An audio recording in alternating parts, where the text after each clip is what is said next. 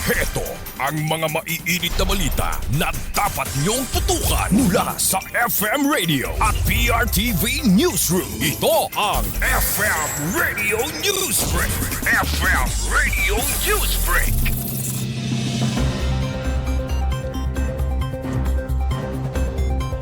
Magandang tanghali mga ka-Vice, narito na ang mga maiinit na balita para sa ating FM Radio Newsbreak.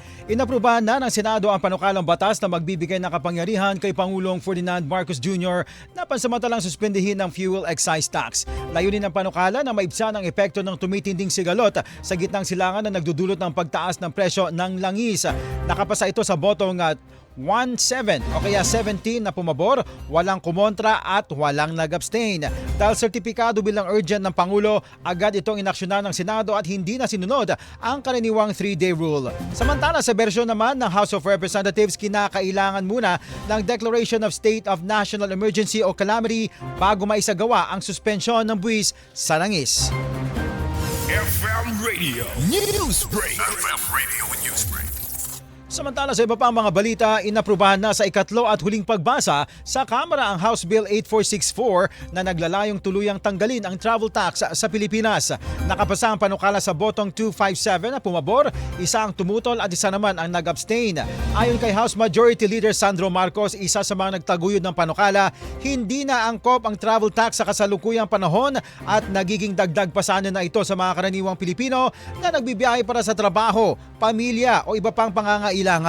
Layunin din ang panukalan na pawalang bisa ang umiiral na batas na nagpapataw ng travel tax na umaabot sa mahigit 1,000 piso para sa economy class at mas mataas para sa business class at first class. Tiniyak naman ang panukalan na magpapatuloy ang pondo para sa apektadong ahensya ng gobyerno sa pamamagitan ng General Appropriations Act. FM Radio Newsbreak. FM Radio Newsbreak.